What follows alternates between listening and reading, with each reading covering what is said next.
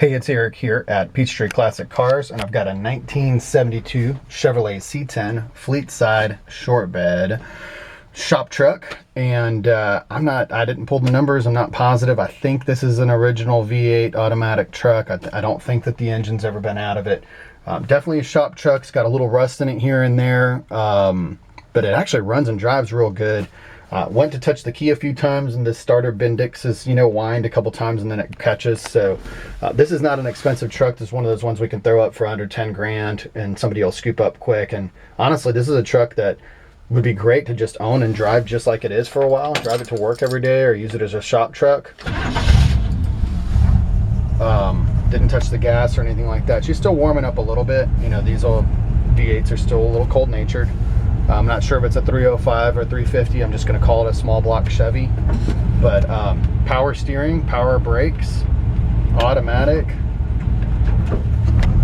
Got a great sounding exhaust.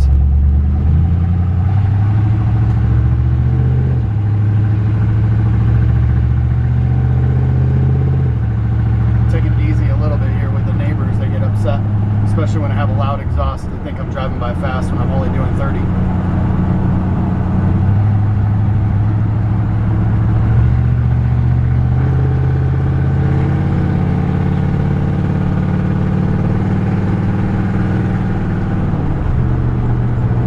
Great cruising truck, steers super nice down the road.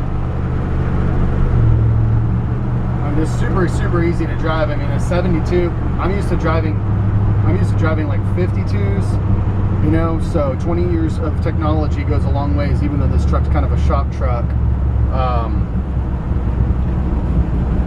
Pull up here. Usually there's not people sitting around, but I think these people are looking at some real estate.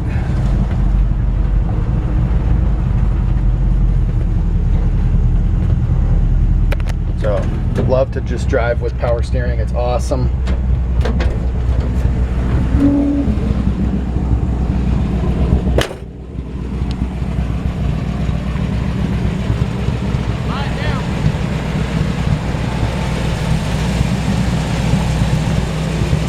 It's for sale. I'm doing a video. I'm about to say, I'll buy it now. I mean, it's for sale.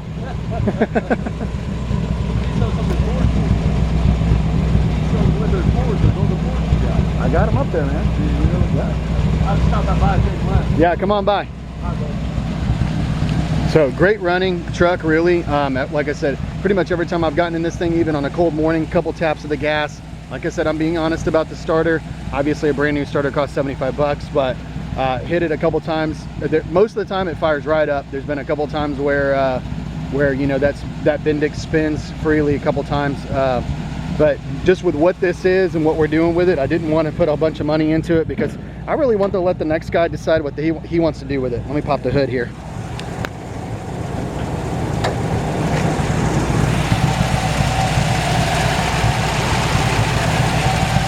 A nice solid running engine. I am going to go ahead and shut it off so we can hear a little bit better.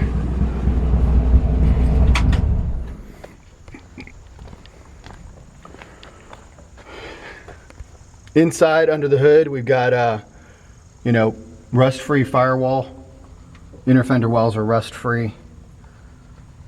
I don't know a lot of history on the truck, so I didn't want to say whether I knew certain things were original or not. Like I said, I'm not positive if this is an original V8 truck or not. I know you can do a VIN lookup on that. But hood here. So walking around the truck, like I said, this is just... I'm calling this a straight up shop truck. It is not perfect, but the hood looks pretty straight on it. It's got a little hole here in the front. Almost looks like it, I don't know what that would have been from. Walking around it, it has the appearance from 10 feet away of having a pretty straight body.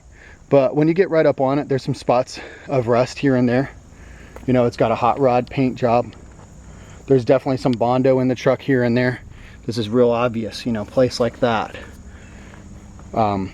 Back of the tailgate rusted across the bottom. Be a cool tailgate to have in the office. It's got a wood bed back here that's been burned with the torch and clear coated. It just looks really cool.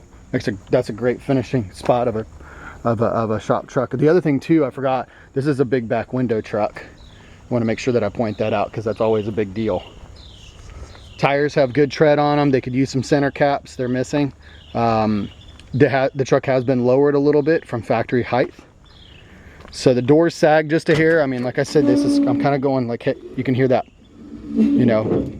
So maybe adjust the hinges or whatever. Not you know, doors are not necessarily pretty. I think the truck looks like it was originally that green. Somebody painted it burgundy. Obviously, it's been painted black now. So this window, excuse me, is the regulator here is broken. And kind of like, I'm gonna pull on it and watch the window. You can see that it goes, but it's just not quite catching on all the teeth. Not too expensive to fix that. And order a window regulator off of LMC. I think they're about $65. Pull this off and stuff. I just didn't have the time to do it on the one hand. The other thing too is I just decided, you know what, we really just want to let this truck go to the next guy and let you make it what you want it, you know, or gal. I sell a lot of old trucks to women. Brand spanking new original style seat cover. So right over the factory original, you know, pulled the factory original off. So a couple things that I did do to the truck was we put the bed in, we put the seat cover on. It's got a newer carpet kit. I did not put that in, but when I got it, the carpet looked pretty good. I love this big chrome glove box. As far as I can tell, the gauges do not work, but the turn signals work, the lights work. I know that we'll pull the light switch there. Even the side marker here works. Tail light, brake lights work too. This side marker's out. Just walk around it real quick. This side marker's out. Lights over here are on. Looks like this bulb might be burned out or just the bright only on it. Can't tell. So might need a new bulb there. But looks like all the lights are working. I do know also that the turn signals, for example, are working. We tested that the other day. Well, let's see if I don't have the truck on. Have to have the truck on.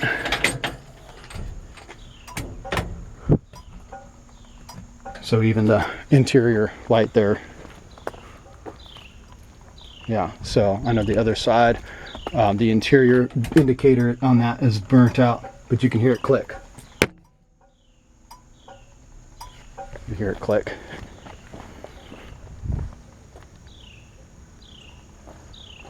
So that's cool. You know, the nice thing is it's ready to drive down the street. Somebody put a new dash pad on it. I just noticed that. Love the fact that it's got an uncut radio hole, which is really nice. This piece of chrome somebody put back on. I guess that's an ashtray or something that looks actually brand new. As far as I can tell, the heater does not work. It's all hooked up but not working. Doesn't look like it's, I don't know if I'd have to look back underneath the hood and see if it's actually hooked up completely. So new window felts here, new weather stripping around the door. It's got a brand new windshield. When I got it, the windshield was cracked, so we put a brand new windshield in. Of course, brand new rubber around the windshield. And of course, as I mentioned earlier, this is a big back window truck. Got a little goop there around that.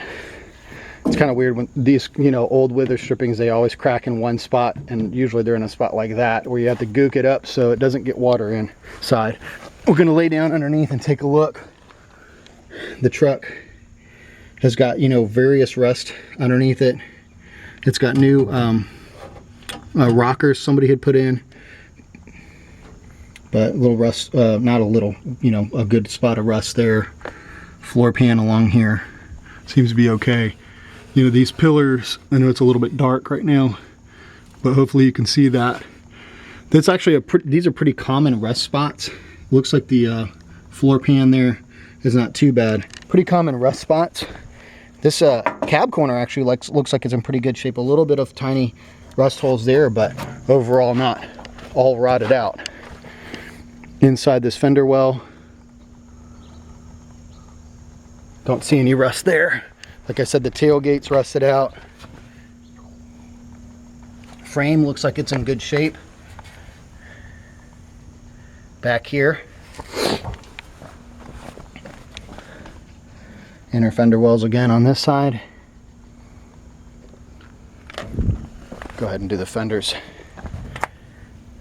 which is nice that these aren't all rust. Okay, so we got a spot of rust here in the front. May have been I don't know where the battery is. That might have been a battery acid rust spot, not sure. Yeah, that's sorry, that's where the battery is, now that I remember. So that's actually the only spot of rust I'm seeing in the fender well. And then this side, I believe, is rusted just like the other side. Maybe not quite as bad. A couple spots here, floor pan rust here. Somebody's put some steel to reinforce it above it. So this looks, you know, here's the thing, the frame, cab mounts, all that looks good. And quite frankly, these are not that hard. If you're a welder, you know that. If you're not a welder, those are not hard things to repair. We bought a lot of C10s and done a lot of those pillar repairs. They actually make a patch that you get. You can get them on eBay. You can get them from LMC. I want to say, I think we pay about $25 each, $30 each, you know, free shipping on eBay. And, you know, maybe an hour and a half to put each one in. So not a ton if you wanted to go after it. Personally, to me, I think the value of this truck is the fact that it's a shop truck. And I would just, you know, scoop it up for the price. We're kind of, you know, I'm selling this one pretty cheap. I rarely can find something I can buy to sell under $10,000. That especially nothing that's running and driving. So it seems to have a really good drivetrain in it. The power steering works great. The power brakes work great. Double check here. Yeah, that's power disc brakes. You know, V8 automatic transmission shifts great. Not positive if the windshield wipers are working or not. Turn signals work, so it's really ready for the road. And if it was me, I actually wouldn't do a whole lot to this truck. I would just drive it for a while and enjoy it, and then kind of tinker on it, maybe make it a winter project to go after some of this stuff. But anyways, it's a far from perfect, you know, but it's under 10 grand, and it's a custom cab, big back window, C10. I'd scoop this thing up in a minute, make it a great shop truck.